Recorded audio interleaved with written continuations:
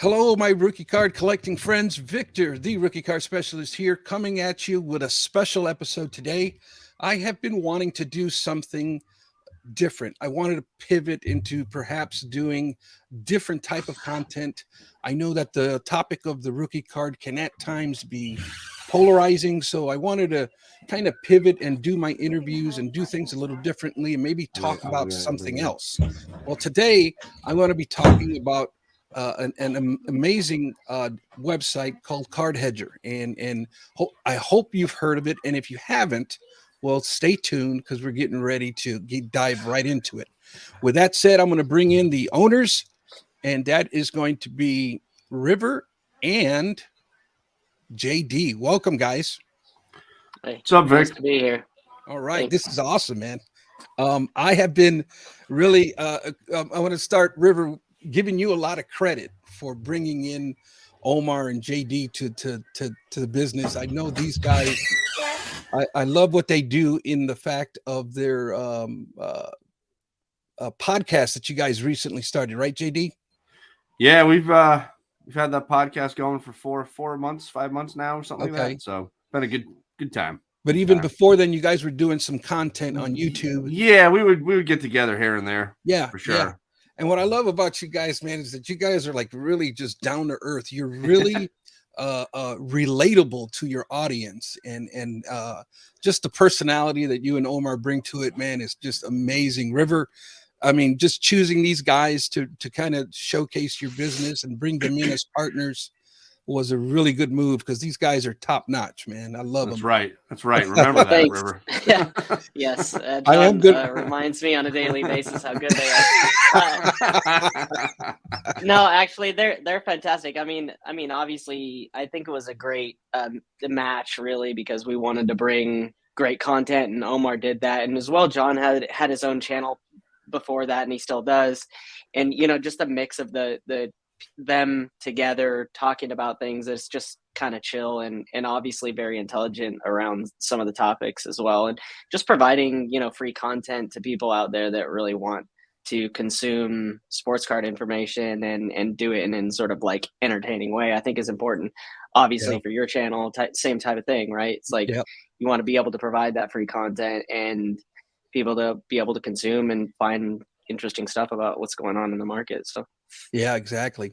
I ended up I gotta pick on Omar next time I talk to him because I watched an episode recently and he made reference to some kind of Tom Brady Buccaneer rookie. dude, no, don't bring that back up. oh yeah, I did you see my the Tom face Brady in that? Buccaneers rookie. Yeah. That was unbelievable. That was our last episode. I was like, I paused. I was like, what did you just say? I was I like, know you hit it perfect. I did Oh. the exact same thing you did. I'm like, what? Man, who's this guy? Oh yeah. But I want to get started by really letting just getting to know you guys a little bit better. I know JD, I've spoken to you a couple of times, but I haven't had the opportunity to talk to River. But I just want to basically kind of start with, where are you guys from? What part of the country are you guys from? Sure. You want to go first, Riv?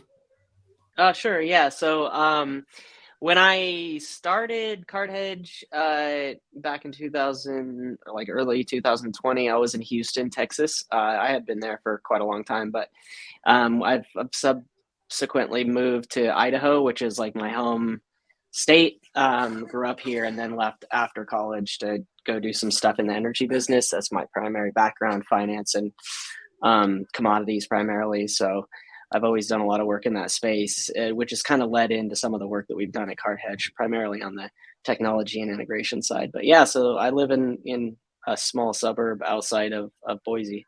Okay. I am in the good old Northeast. I am up in Rhode Island, which nobody knows. And when they're like, oh, that's a state, smallest state in the country. Maybe people have heard of Newport, Rhode Island. I live 10 minutes from there. I've heard of Newport, California, right? Yeah, well, it's kind of the same, like rich people and whatnot, Okay. and then there's everybody else. Okay. I fall into the everybody else category. Yeah, by day I'm in education, and 4 kids and a lot of time driving around to youth sports. So Okay. that's me in a nutshell, man. And in your hour or two that you have to spare, you're doing card hedge stuff? Yeah, yep. Okay. I find like it's kind of weird.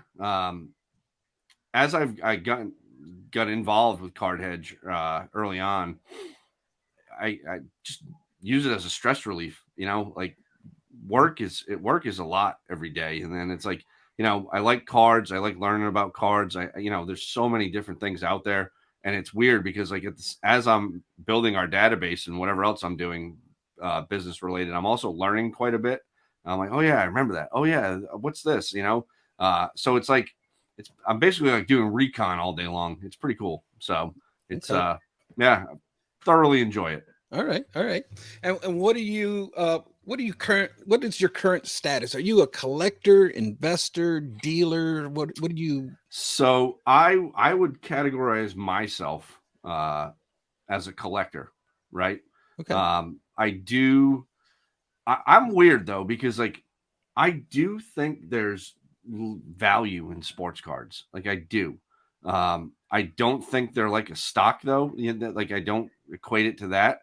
I Okay. equate it more towards like, how do you measure value in like your memories of your childhood and things like that, right? We were talking off camera. I collect a lot of '90s. I'll fight anybody that says LeBron's better than Michael Jordan. Thank you. Like I can't handle that. So Yeah. like that kind of stuff. I love the glory days. I love steroid baseball. Guys hitting 37 home runs in a weekend and Yeah. calling it a day. You know what I mean? Like Yes. I just love that stuff. So that's where I'm at, and I kind of go in and out of vintage baseball, and I'm kind of back in there right now. Okay. So like I fade in and out of that too, but it's I think that comes from my love of baseball. You get to appreciate the guys who came before the guys you like and things like that. So at least Yeah. in my mind, anyway. So that's Yeah. one of the cool things about baseball. But I'm not as far as dealing goes. I don't set up at shows. I generally just go to shows and waste a lot of money, and I'll sell on eBay to recoup something and buy other stuff. So Okay. that's what I do. Keep what you want, sell the rest, right? Yeah, yep. River, how about you? Yeah, I would definitely put myself in the collector side. Like I very rarely sell stuff. I'm usually finding things that I want and then just acquiring those as I go along as much as I possibly can. And I'm once in a while opening stuff just from a box perspective, but that's pretty limited. Usually buying singles of things that I really want and mostly long-term hold stuff. I Okay. very rarely am buying things to sell them anytime soon. It's really like for me growing up and even in the midterm of my collecting, it was always like I want to find things that I really like either for the aesthetic value or the player, or things that I think will appreciate over time just because I enjoy that. I've always been sort of a collector of all things. I have a collection of a bunch of different things, but let's say like pop culture related things, cards, comics. The value is one thing, and obviously like people get this concern about, oh, like everybody's wants to value it like a stock. But I mean, honestly, like the valuation piece has been around forever. Like Beckett was always around, or the big grading book that used to be, or the big pricing book that used to be around.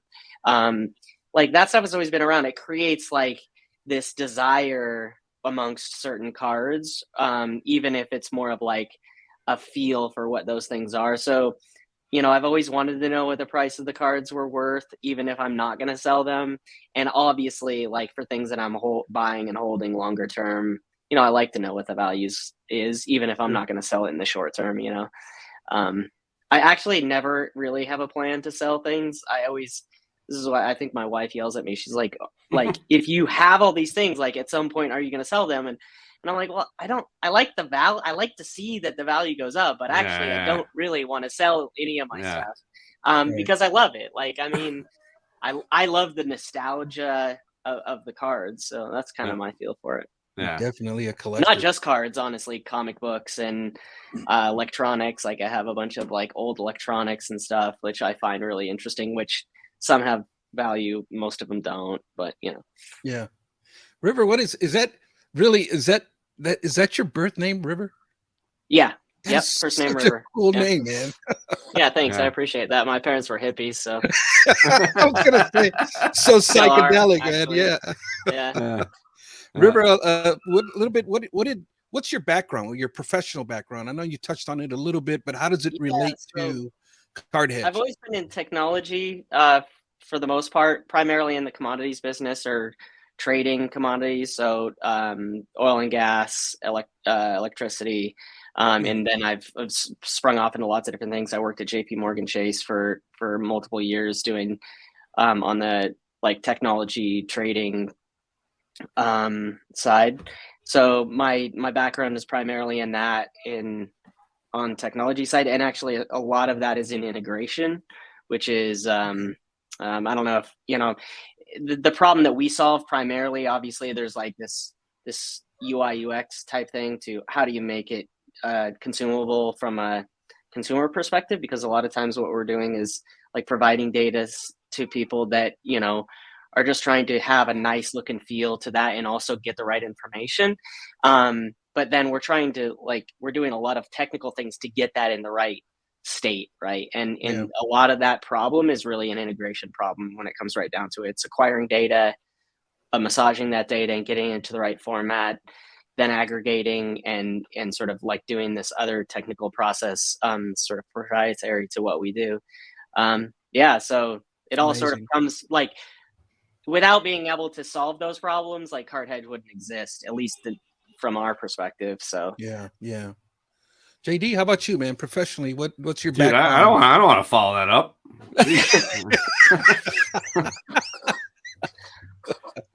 Like whatever I say, I'm gonna look dumb. No, you're not. What do you do? So I was a teacher, and I've moved over to the administrative side now.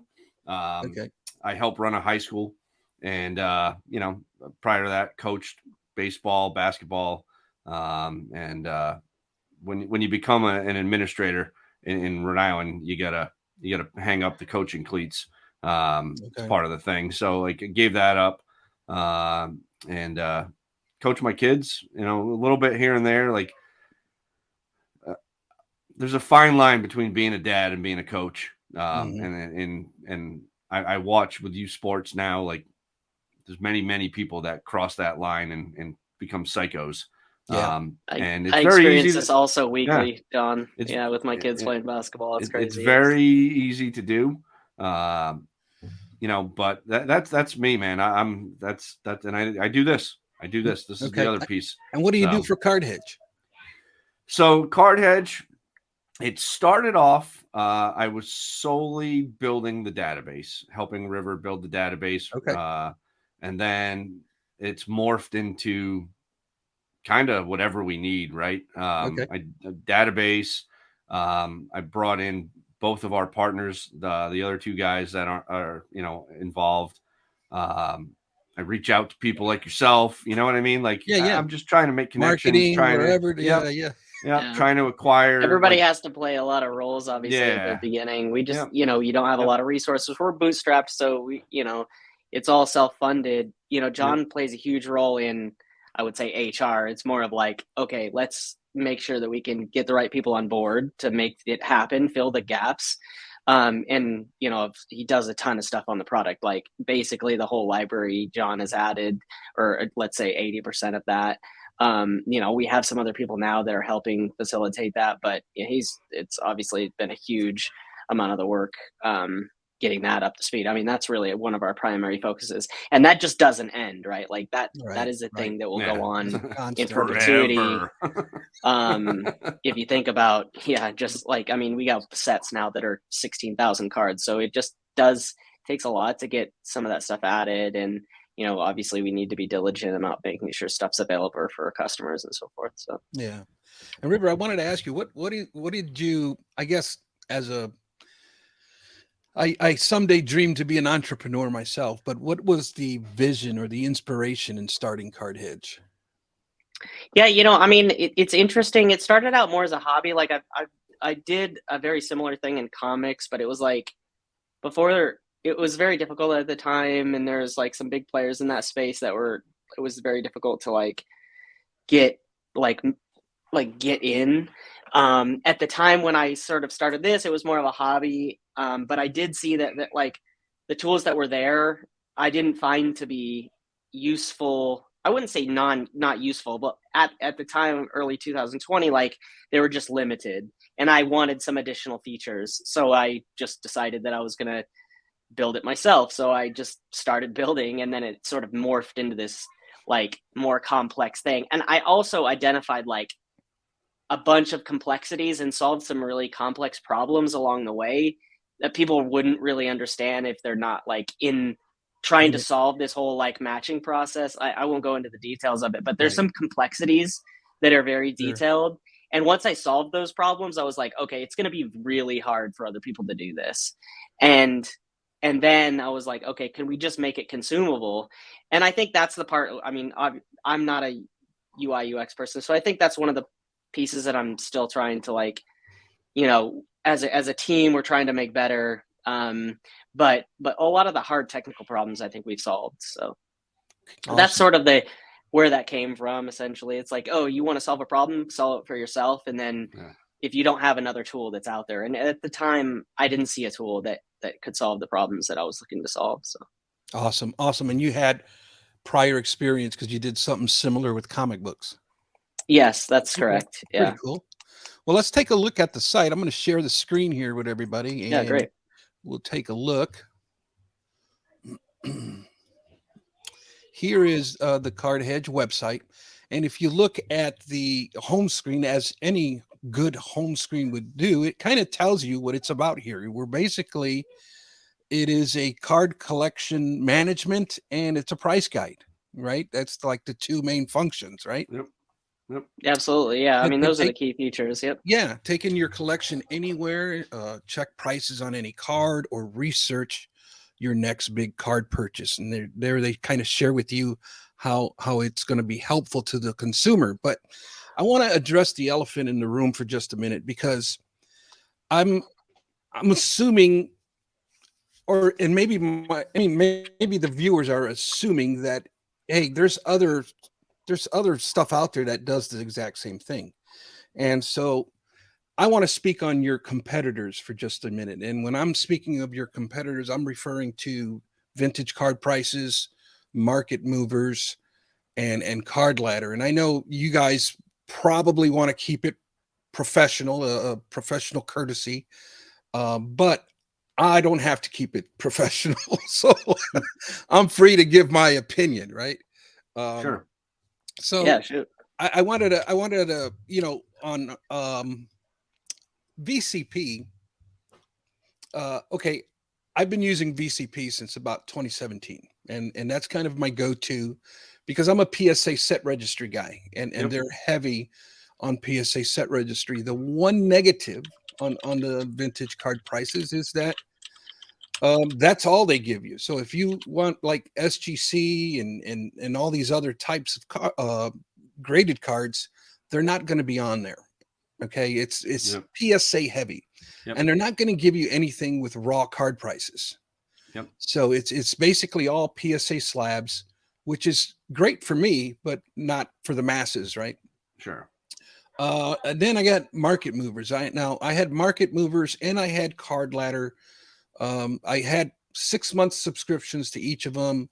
And in all fairness, it was very early on when they first came out, within the first year I was there.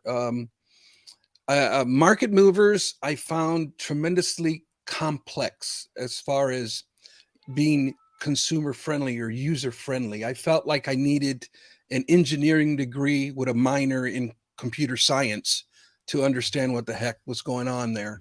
On the Card Ladder side, I felt like I loved the user interface. It was a beautiful website, but I found it just all ultra modern basketball. And when I'm searching, I would punch in card after card, and sorry, can't find it, you know, and it's like, okay. And so that's when I kind of dropped out of those two and I went back to Vintage Card Prices.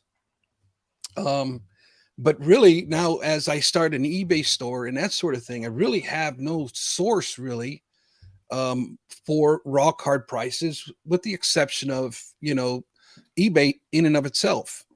But then JD offered me a Card Hedge. He wanted me to check it out, and he wanted me to give him some feedback. And so I've been using Card Hedge now for a couple of months, and I've really grown fond of it. I really have. And I'm going to go back into it here. If you give me 1 second. Okay.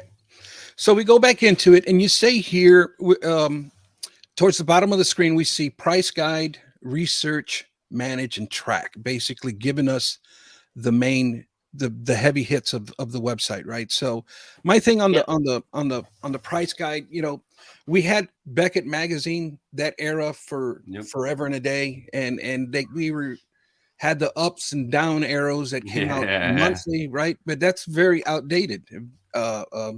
And then the hobby atmosphere today is that they want like up to date pricing, like to the hour even. And so that creates an interesting opportunity for guys like yourselves and for all these other companies to really step in and give us price guides, right? And I think it's a great thing. But on the price guide side of things, what is your process for vetting the prices of shill bidding and even items that don't get paid? Is there a process for Card Hedge on that? Yeah, absolutely. So, so there's a couple of different avenues that we go down here. So one is we acquire data from a bunch of different sources. So not just eBay, that's a critical thing. And obviously we're always looking to acquire additional sources, sort of a side issue. But like one of the things is like, we love eBay. Like most of the data, in the market transacts on eBay right now, or in some other, there may be offline sources, but I think the bulk of data bulk of transactions happen there. So we have to get data there, obviously, if we want to see price transparency. Now, there's lots of issues with that, primarily in some of the things that you've spoken about, but also in the more complex process of like some person enters an auction name and somehow we have to get that into a card. How does that work, and how do you make that happen? And so there's a ton of complexity that goes into that process, not to mention just the data acquisition itself. So there's a ton of work that goes into that, but we have some very sophisticated processes. Those processes do handle a lot of the issues that you're talking about. So sometimes, so I'll talk a little bit about things that don't sell. So we have a process in place today that sort of excludes those prices just by default. There's a couple other ways that we handle that. We also, I would say it's maybe like just in all transparency, an issue that we haven't been able to address, which is best offer prices. We don't have best offers. We do capture them. We don't show them. That's because we just cannot get our hands on the accurate data or the accurate sale price. Now, sometimes we do go in manually and go to, we can go to Terrapeak and look at that data and we can find it. And we actually have the auctions in our platform. We just don't auto match them. So we'll manually go and update those if they're critical prices. This is primarily on stuff that's like, right, stuff that transacts less, but at higher prices. And there may be some stuff there. One of the benefits of having other auction places too, is you get more, some places deal with different levels of data, right? eBay has a large swath of like very low to very high prices or priced items. We get a ton of data from PWCC. They obviously have, a large base of their transactions are on the higher end. So that gives us a little bit more, swath of pricing in a different level, and it's also very accurate, right? And then we get prices from I would say lower end, but like less valuable cards, or from like MySlabs, for example, a great example. We get accurate prices from them, and that helps us like really just get a better base for some of the cards that you might only see if you're just getting eBay data. We're going after like large swaths of marketplaces that have pricing data for, different tranches of pricing groups, really to get that, to just sort of diversify away just from a pure eBay transaction. I think longer term, we're going to see lots of different marketplaces, and the value of those marketplaces, or the value proposition, will get people onto those platforms. And if they survive, then, definitely we want to get some of that data, and not just have eBay data. And that's what we do today. Obviously, still most of it comes from eBay, but Okay. we don't specifically have functions right now that would exclude or identify shill bidding specifically, but we definitely have alerts that trigger in our platform when prices are outside of a specific deviation, and then we address those alerts. Nice. So that's how we handle it. We're one of the things on our roadmap is definitely to come up with some more automated processes so that we can do, historic lookbacks on certain things and identify if there's deviations in price that we can automatically address. Right now we don't do that. Right now we have alerts that go off, and then we manually adjust those prices or remove them if they're out of whack. Right. But the bigger issue that like some platforms have, which we've solved, which is extraordinarily complex, which is the matching process that solves a lot of these other things. Not necessarily the shill bidding or any of that, but just like matching to the right card. That process in our platform is extraordinarily sophisticated and is one of the most complex processes, if you wanted to do this yourself, that you have to solve. We've solved that.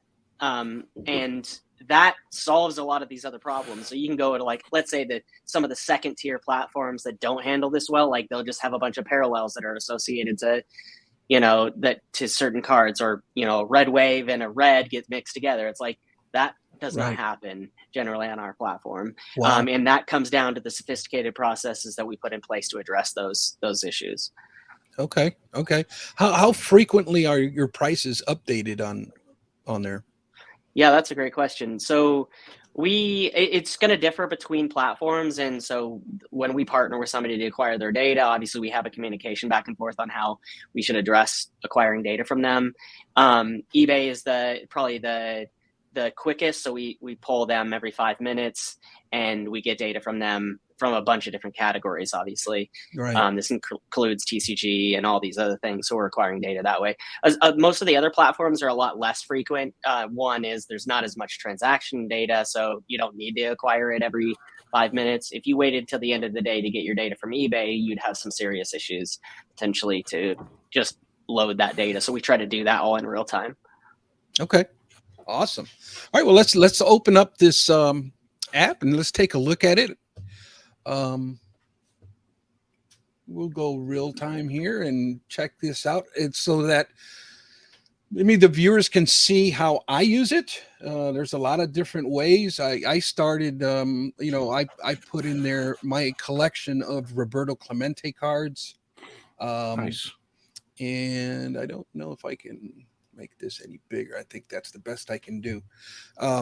But I put my Roberto Clemente collection in here, and I'm able to see current market activity. It tells me, my price and my percentage gained. It's pretty cool. I'm assuming the green means that I'm going in the right direction, right? Yeah. So green just basically takes an indication of like that time span, how if it's positive or negative during that time span. But yeah, it looks. Green is good. Red is generally not so good, depending on but what's going on. Does this red line reflect current market activity or just? Yes, it does. It does. That red line reflects current market activity for that grade of that card that you have. That's what I was wondering. That's perfect. Yeah. Okay, cool. And this feature I absolutely love here as well. Here we get into the card prices, and you can choose your choice of sport right up here.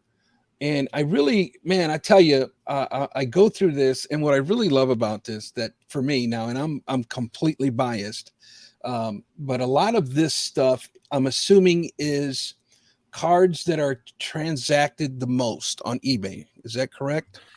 Yeah. So I know it's hard to see on your screen just because it's like small at the moment, but which of course is just a function of us being on the call and all that. Here we go. But what we do is, and if on a larger screen, what you'll see is actually the transaction volumes of the specific card. Okay.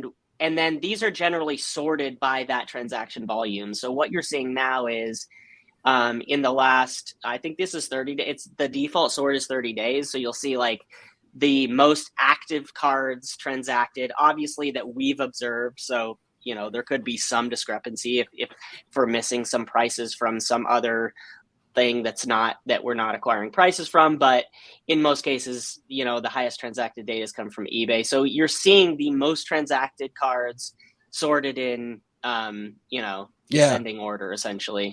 And what I love about it is, you know, a lot of people want to tell me that the base rookie card is dead, right? But yeah, nope. When I'm looking at not from a transactional perspective, for sure. I mean, these are going to be that. Sure. Like you said, I mean, you can see it, right? So a lot of base rookies here, guys. Now here, this is amazing. Now we're going to go ahead and open one of these up, and I love the concept here, right? I can check any grade. If I want to check a PSA 9 or 10 or what have you, we can play with that function there. And I love here. Now, you don't have this for every card, but for most of them you do. You got population reports. Yep. How cool is that? Look at that, folks. That is just right at so your the cool part of this. Yeah, go ahead. I was just that comes from GemRate. We have a partnership with GemRate. Okay. So when you click across, like if you click on BGS now, yeah, you're gonna get the pop of that card in a BGS. Then you can go to SGC, same thing. So man. And when you see the GemRate logo on the card page, like if you went back to the other page you were on originally, okay, that GemRate logo is going to let you know that we have basically full pop data on that card. Okay. So, yeah. But even if you don't, let's go back to that for a second, because I noticed on some of them, even if you don't have the GemRate, okay, here's one. Yeah, some of the newer ones we don't quite yet because obviously we work with GemRate. Yeah, but you do have a link that'll take you directly to PSA. Yeah, so if it's missing, you have this link where you can just go right to PSA and you'll do a search. That search is usually pretty good, and you'll get the pop data for that card there as well. So yeah, we try to make it pretty useful so you can find it. I mean, everybody wants pop data, right? I mean, I say everyone, but like when you're doing research, it's always nice to be able to see the population data, and you know, we either, if we don't have it from GemRate, then we're definitely going to provide that link, at least for PSA. We don't have links for everybody else, but that was one of the things we're still working on. Some of the systems are a little bit harder to, you know, search and direct you to the right location. So, but PSA actually has a pretty nifty way of getting to the data, so we provide that. And I just love, I don't have to type anything up. I just click this button and I can see everybody's pop report. Before I had to open up 3 tabs up on the top, right? Yep. Right. Yeah. Very inconvenient. Yeah, I mean, that's, and to me, that's worth the price right there, just for that functionality. And of course, all the way to the right here, we have the raw price. Yep. If you're interested in current prices in raw. So it's not all about grading PSA 10s, right? Right. Yeah. Right. I mean, we're going to try to, so we capture, so like the way we go about our process, and this is probably a little bit more information than you need, but it's helpful to understand, like when we set up a card in our platform, when we say we have 430,000 cards, that means just like that card, that individual card is set up in our platform. Once it's set up in our platform, every single grade or raw card that comes in is going to get priced and attached to that card. So we're going to have every single grade that's sold. Obviously, it comes down to what we acquired from a data perspective. But that means if we have the card in our platform and we can acquire pricing data for it, it's going to be there and you're going to have a grade and a price for it. That's much different than what you might see in other platforms. And I think that's a real differentiator. Like we're going to have it for PSA, BGS, SGC, CSG, HGA, and RAW. And obviously for TCG, we have, CGS. So CGC. Oh, so thanks, John. Yeah. Now I'm really going to get flamed for that.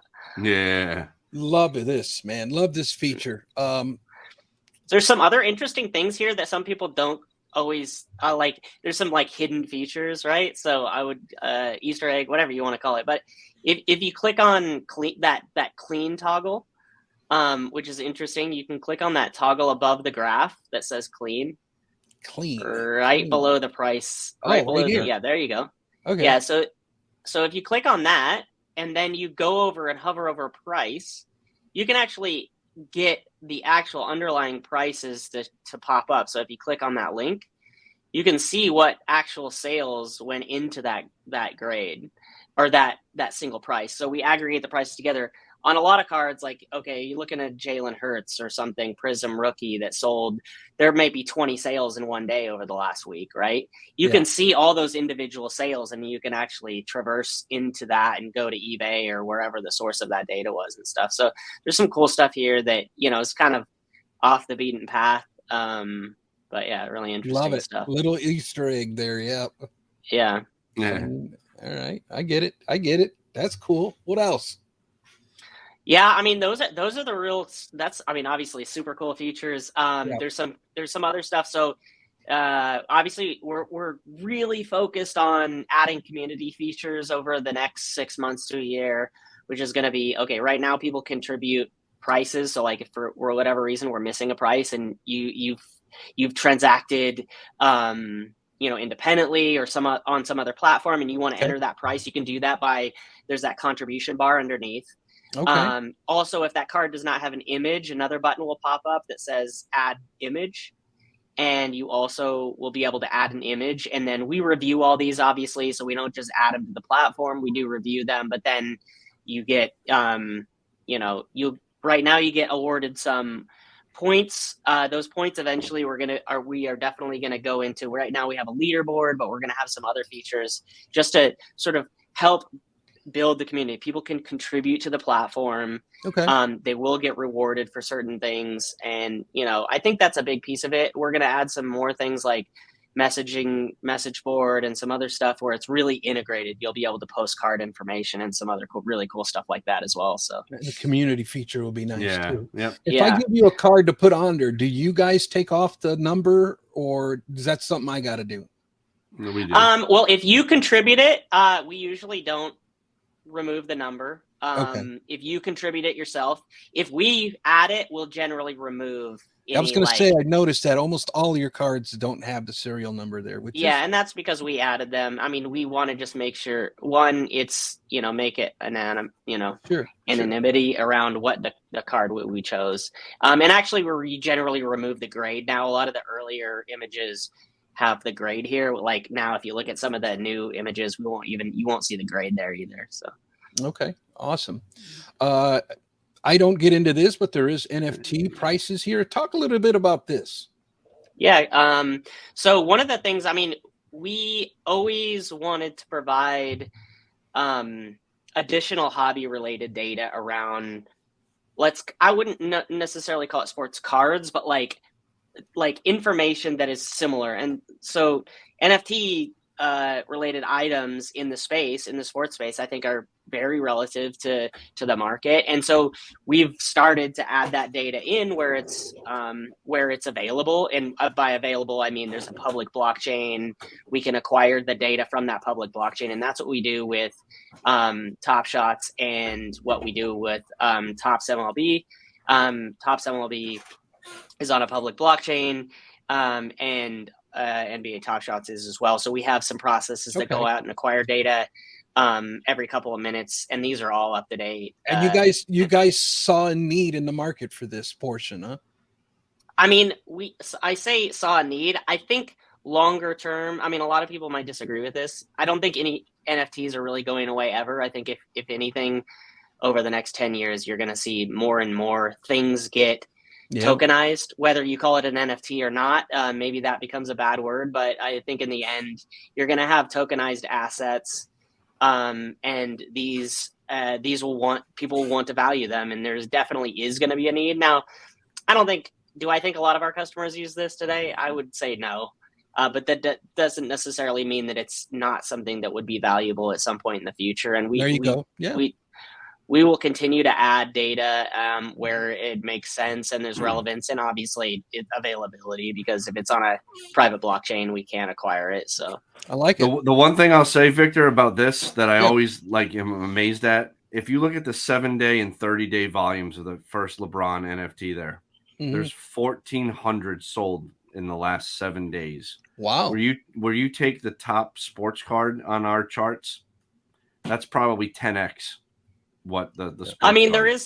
there's some discrepancy there, obviously, because one is like completely observable, right? So we get every single transaction on top of this blockchain. There's no way it escapes us. Obviously transactions for, the top card for rookie Ken Griffey, like we don't see all those. Like some happen on Macari, some happen, some dude trading his card somewhere else, some are on Amazon Marketplace. You know what I mean? Places where you don't get them. Or we can't acquire the data. So there is a discrepancy there, but it is interesting to John's point. Like there's still a lot of data transacting on blockchains, regardless if you're in that space or not. It is happening. Now the prices might be quite lower than they used to be. So yeah. Now this one here, switching over to price feed. This one confused me a little bit. Explain, help me with this one. Yeah, this is interesting. So there's sort of two feeds that we have, and I say feeds, two pricing data views. One is this price feed, and one is the historic search, which is the next one down, which we can talk about in a second. The price feed basically shows you in chronological order, in descending order, essentially, which cards we've actually matched to cards in our platform, and how they've been matched. So you can see here that we're matching cards. These are prices that actually matched to cards that we have in our system. So if that gives you like an idea, so it's a sale. It happened. It matched to a card that's in our platform, and the price is there for that grade, and it tells you like where it came from. You can search this, and there's lots of different. You can search by grade. You can search by just typing in. If you go to history search, it provides you a full list of 35 million prices that are in our database, basically. And you can see which ones have matched here by that purple little bar. If there's a purple bar, you can see that it matched. Obviously, we don't match best offer data, so it'll be here, but you won't be able to match it. So this is a view. So you can do a search, and you can see in chronological order what sold for your search, regardless if the card is in our platform or not. So this is a great way of doing searches against all the different data sources that we have, and seeing what the prices would be, even if we don't have the card. Now, this is the data that we match against. So the interesting thing is when we do add a card and it didn't exist in our platform, let's say there was a card that got, like, we just haven't added for whatever reason. It's a 1980s Topps card. We add that card, we click, make it go live. It will go and search our whole 35 million prices, try to find all the prices that are associated with that card and link them automatically. We've been acquiring prices, since 2020. So we have a lot of data in there. And so this is where you can come, and we have this in the mobile app as well. So this is where you can come and sort of do your ad hoc price searches for anything that you want. If you want to do it yourself without looking at like what we've curated for a given card. And again, if we're missing the card, this is handy, right? Obviously, because you can just come in here and search it. So exactly. I love that. Now, this one I really loved, this players here. This is phenomenal.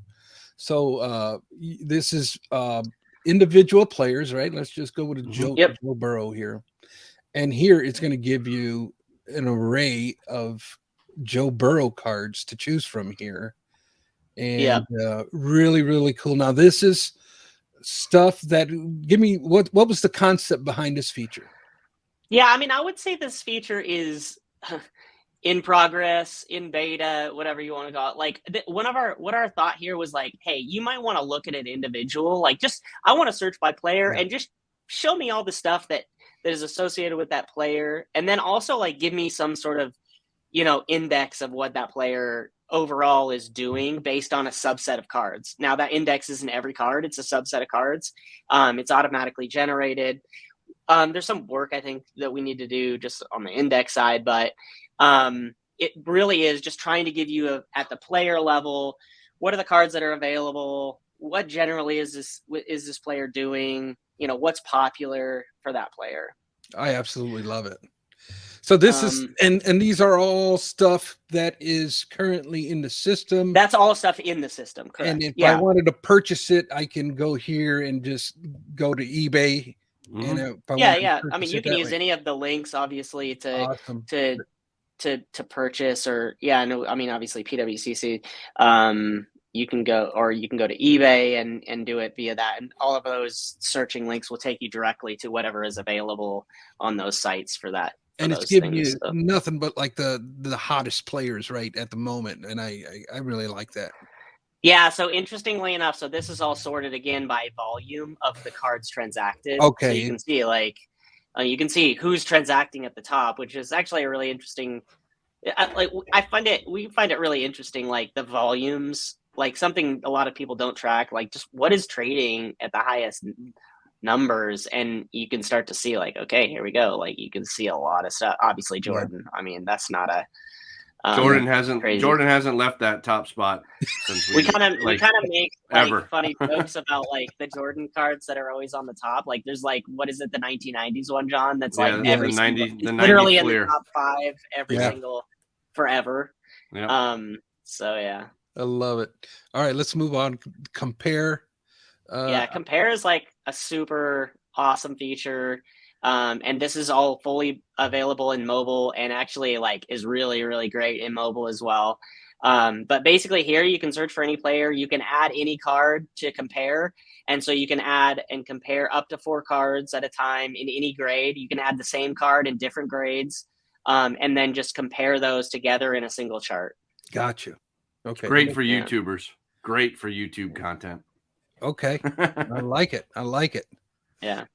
And favorites. Yeah, so this is like what you typically would expect from favorites, right? Like if you add a card, like if you go to card prices, you can click and favorite a card, it'll show up here. Okay. So you can like track this. We're going to add some new features here, so we can create like buckets of different favorite groups. So you can like, okay, these are the cards I want to go to a show and look for, and you can have those there easily ready to go in that filter with like, okay, I'm going to this show. I'm looking for these 10 cards. That's what I'm having this favorite bucket. And you can just take that around with you. Awesome. I gotta build mine up. I haven't done anything, but and now that you have an app, and we'll talk about the app here in a minute, but that's the one feature that I think was missing, but now you guys are there. Yeah. Here, we agree with you on that. Yeah, we see the indexes here, which is pretty cool. As you can see, what this is like overall trend, right, for all transactions. Yeah. So actually, no. This is so this is like a time series, just like you would expect. We take a snapshot every single day. Each index is made up of a set of cards that we have chosen based on the research we've done and investigation on our side. And then we have that list, and things technically could come in and out of that list, and we would recalculate the index. But right now we have a set of cards for each one of these indexes. We're planning on adding additional indexes over time. Right now, I think we have the 4 major sports, and we're, It takes a lot of time to do the research, make sure you're like trying to capture the market in an accurate way. And obviously like that's more, and I don't think that's necessarily a science. It's, it's something that, John and myself have had to work on quite a bit just to get a feel for like, okay, what makes sense to get all the years, like, especially when you're coming with like a very generic index. It's like, okay, what cards should be in there that represent all of the tranches of a given sport, right? Okay. Like that's not a simple task. We've done, I think, a pretty good job at that. Of course, we're always, you can click down on each of the indexes. You can click view if you want, and then you get a feel for, okay, what is that index? What is made up in that index? How are those cards moving? And you can scroll down here and you can see all the cards in that index and how they each have moved. And you can actually like scroll back to a different date period, and you can see how it moved between one date period and another. So gotcha. Okay. Yeah. Okay. Love that. And of course, I've been able to see not every video, but you have a YouTube channel and you have videos explaining certain functionalities of the website that I found very helpful as a user. So good job on that. And so what's the difference between this index? And I know up here, there's another one in the dashboard section down at the bottom. There's no, maybe. No, that's on the app. Oh, that's on the app. Okay. Yeah. Well, let's Oh, yeah. So go ahead. yeah. Oh, so yeah, those indexes are actually the same indexes that you see on the app. Okay. So we like in the app, actually, we mash everything together into a single graph, which is kind of an interesting view. So if you pull up the app, I think we have market overview and dashboard that should have that stuff. So yeah, let's go there. Give me 1 second to make the transition here on the screen. This is a great time to tell everybody to head on over to cardhedger.com and sign up. Great job, John. I appreciate that. That was great. Okay, so here we have the app. Now, talk me through the app here. Yeah. So like when you first come in, what we wanted to do, even if you weren't a paying member, we wanted to like give you the obvious, like these are the cards that are available, and we give you kind of very similar view that you see in the in the browser, which is okay, here are the top cards selling right now. And then we're going to show all that data, and then also show you what are the top grades in those for those cards as well, and then you have the ability to easily search and filter this really easily.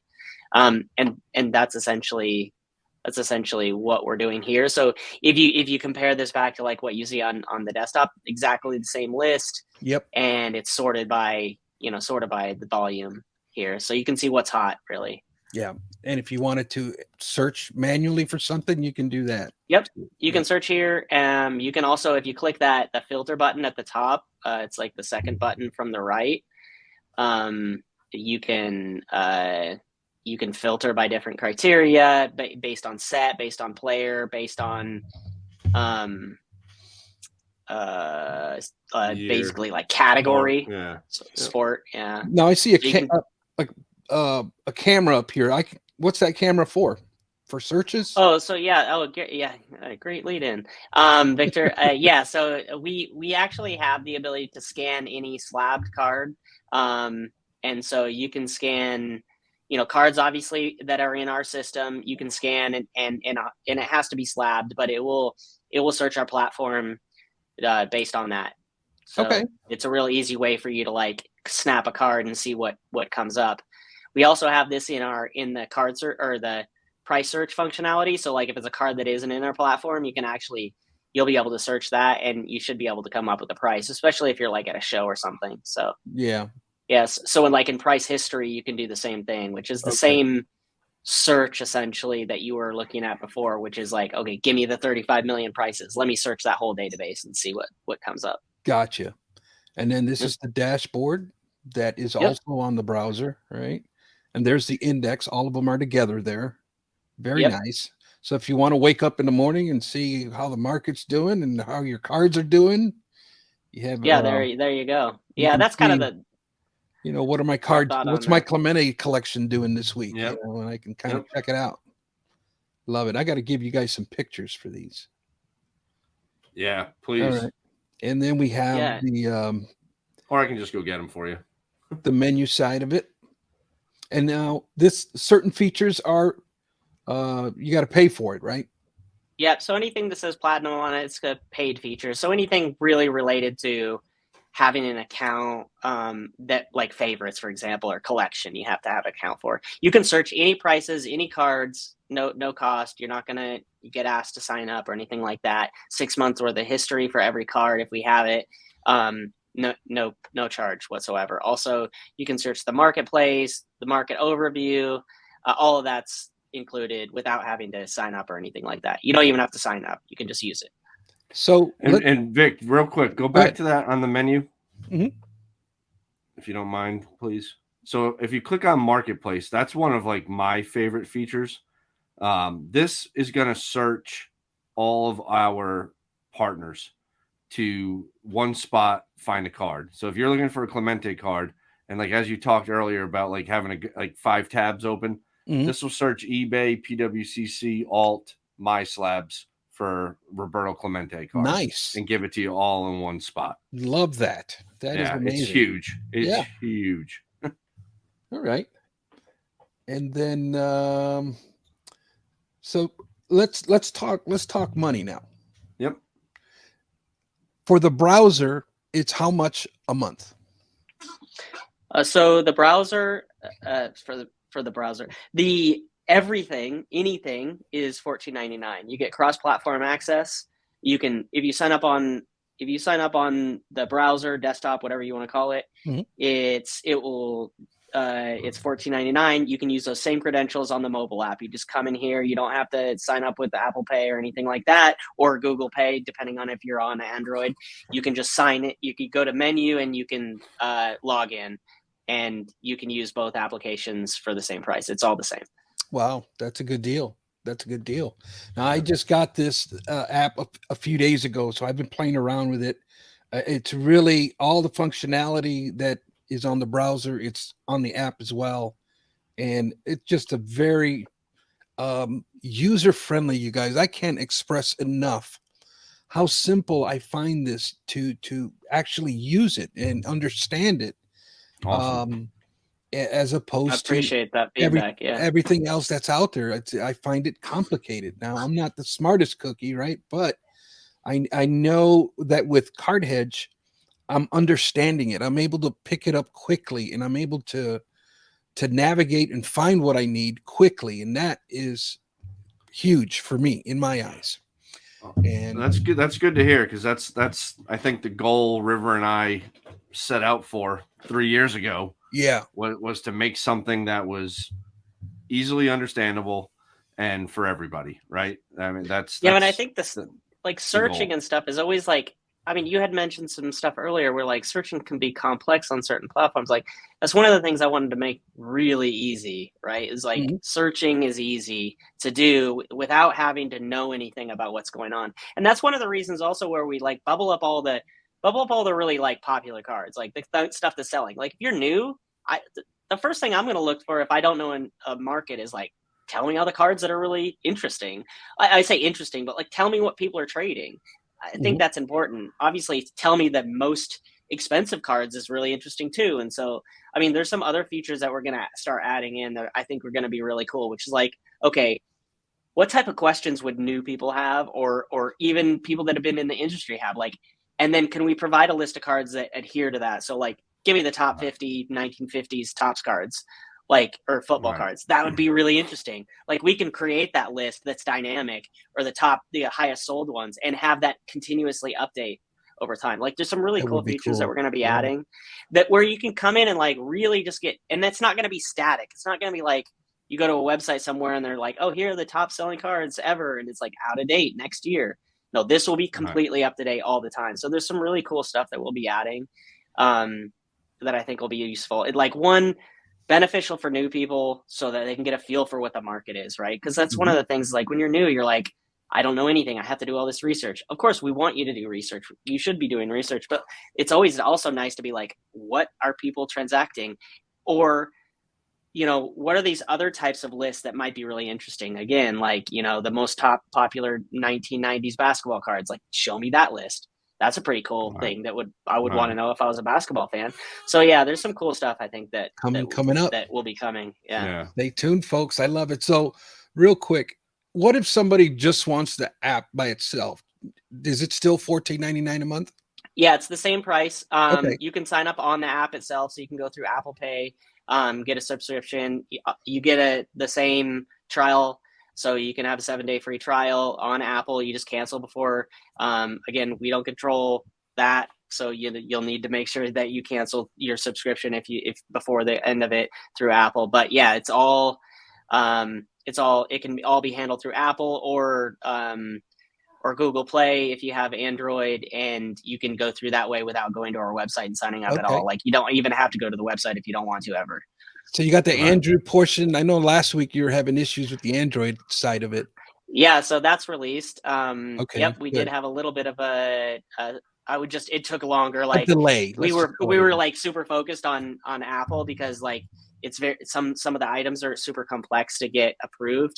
And then we just like actually, it's my fault. Like I just delayed doing some of the Google Play stuff, and then I was like, okay, it's not gonna be ready. Okay, But now it is. So like actually on Friday they approved us, and but it was still really hard to find. You had to have the direct link.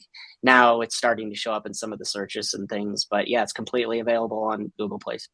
good deal. So, you guys are doing a great job, man. I appreciate you guys coming on. Is there anything else you guys want to share? Yeah, I just think like I want to just make sure too, it's clear that if someone wanted to download the app and put it on their phone and try it, there's a ton of free stuff where you never have to pay. Yeah, you know, so that piece, it's not a fully pay or else kind of thing. I like that, or at least get familiar with it before you decide. Yep. And there's absolutely. I feel that there's quite a bit that's available for free for collect. I'm on the website and on the app for people to kind of dig around and play with and things like that. So it's not all about making money either. It's about giving people information to have fun in this space. So that's right. Well, I appreciate you guys and the vision and the work that you guys are putting in. I know this has to be a ton of work, man, but you guys are killing it, man. And I feel like it's more you guys are more connected to I feel the hobby. I feel you guys are really one with the consumer, and that comes off in your product. It's coming off in your podcast. And you guys, man, keep up the good work, man. You guys are doing great. I wish you guys nothing but success. Thanks for coming on. We're about a little bit over an hour, so we're going to cut it here. And until next time, guys, thank you. Thank you. Thanks, Victor. I really appreciate it. Appreciate it. Yeah, absolutely.